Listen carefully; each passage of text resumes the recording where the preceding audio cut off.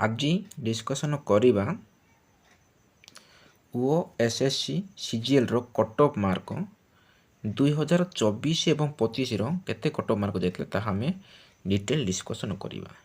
କାହିଁକି ସିଜିଏଲ୍ ଆବେଦନ ଚାଲୁଅଛି, ଯେଉଁମାନେ ଆପ୍ଲାଏ କରିନାହାନ୍ତି ସେମାନେ ଆବେଦନ କରିଦିଅନ୍ତୁ।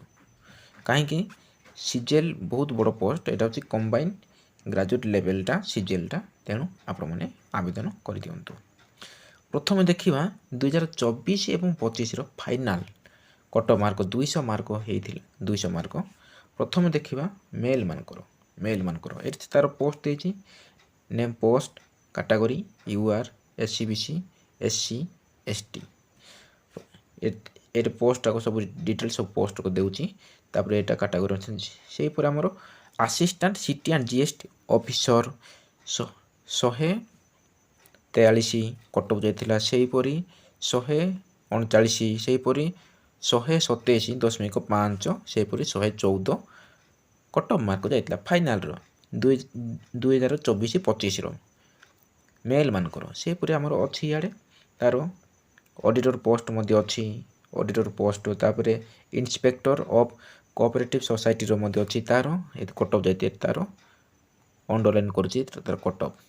ସେହିପରି 137.75 ୟୁଆର୍ ମାନଙ୍କର, ଏସ୍ସି ମାନଙ୍କର ନଥିଲା। ସେହିପରି 130.25 ଏସ୍ସି ମାନଙ୍କର।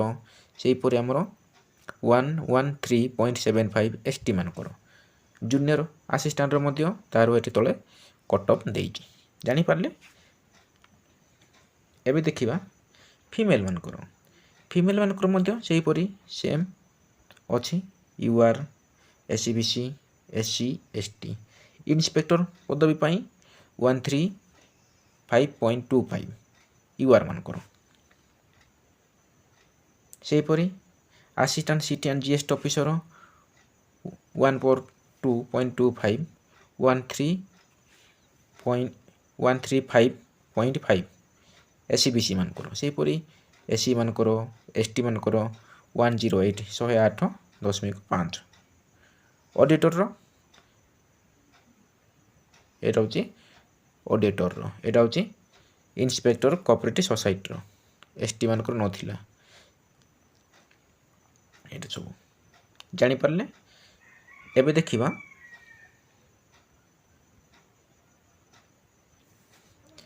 ଓଏସ୍ଏସସି ସିଜିଏଲ୍ କଟ୍ ଅଫ୍ 2024 ଏବଂ 25ର। ଏଇଟା ହେଉଛି ମେନ୍, ସେଇଟା ପ୍ରଥମେ ଡିସ୍କସନ୍ କଲୁ, ସେଇଟା ହେଉଛି ଫାଇନାଲ୍ କଟ୍ ଅଫ୍, ଏଇଟା ହେଉଛି ମେନ୍। ତାପରେ ପ୍ରିଲିମ୍ର ଡିସ୍କସନ୍ କରିବା। ପ୍ରଥମେ ମେନ୍ ଡିସ୍କସନ୍, ତାପରେ ପ୍ରିଲିମ୍ର ଡିସ୍କସନ୍ କରିବା। ପ୍ରଥମେ ଡିସ୍କସନ୍ କଲୁ ଫାଇନାଲ୍, ତାପରେ ମେନ୍, ତାପରେ ପ୍ରିଲିମ୍ ଡିସ୍କସନ୍ କରିବା। ଏଇଟା 200 ମାର୍କ ଥିଲା। ଦେଖନ୍ତୁ ଏଇଟା କାଟାଗୋରୀ ଦେଇଛି, ମେଲ୍ ଦେଇଛି, ଫିମେଲ୍ ଦେଇଛି। ୟୁଆର୍ର 126, ସେହିପରି ଫିମେଲ୍ ମାନଙ୍କର 123, ଏସ୍ସିବିସିର 122.75, ଫିମେଲ୍ ମାନଙ୍କର 119, ଏସ୍ଟି ମାନଙ୍କର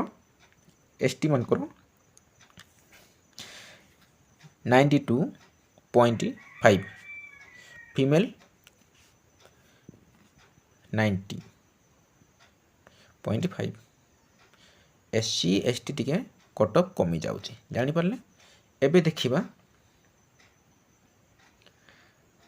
OSSC CGL cut off 2024-25 preliminary examination. ଏଇଟା ହେଉଛି 150 ମାର୍କ ହେଇଥିଲା 2024-25ରେ। 150ରୁ ଯେଉଁମାନେ ପ୍ରିଲିମିନାରୀ କ୍ୱାଲିଫାଇ କରିବେ ସେମାନେ ମେନ୍ ଯିବେ, ମେନ୍ ତାପରେ କିଲ୍ ଟେଷ୍ଟ, ତାପରେ ଫାଇନାଲ୍ ମେରିଟ୍ ଲିଷ୍ଟ ବାହାରିବ।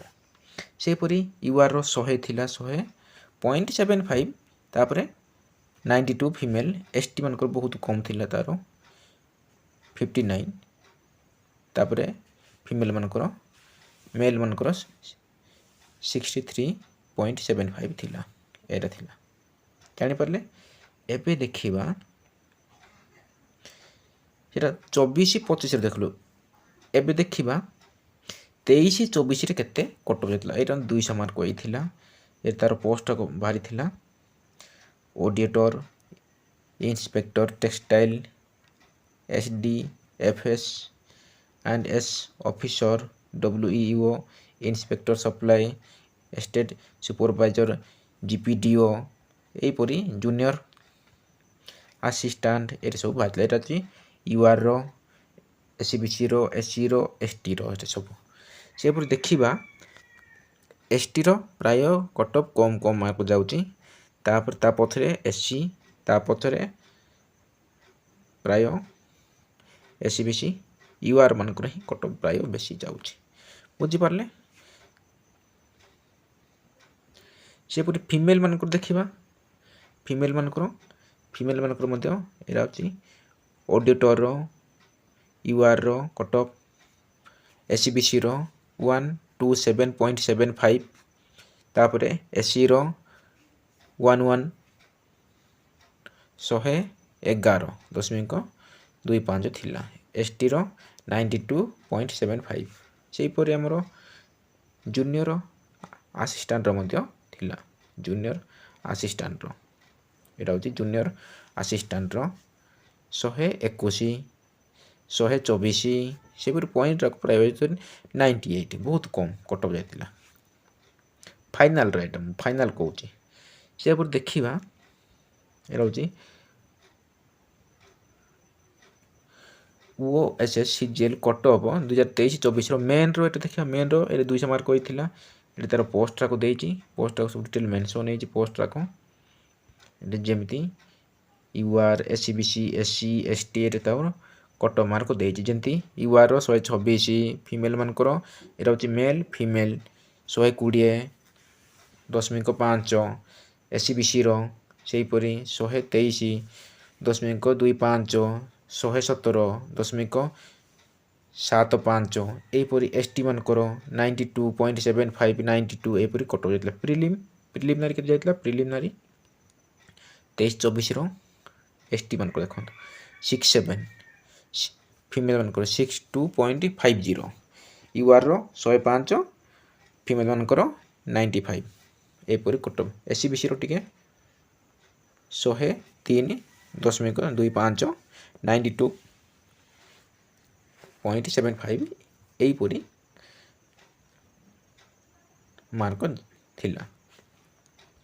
ସେପରି ଦେଖିବା 23, ଏଇଟା ଦେଖିଲୁ ଆମେ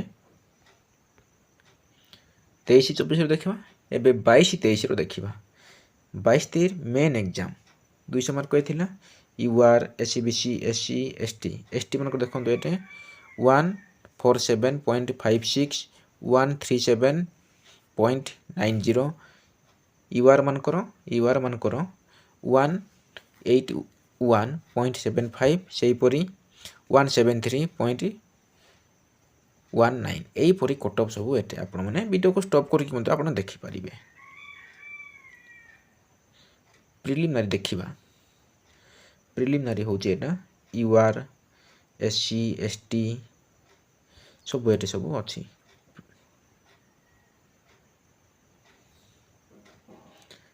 ଏଇଟା ହେଉଛି ତାର କାଟାଗୋରୀ ମେଲ୍ ଫିମେଲ୍ ସବୁ ଦେଇଛି। ଏଇଟା ହେଉଛି ପ୍ରିଲିମିନାରୀ 2022-23ର କଟଅଫ୍ ମାର୍କ।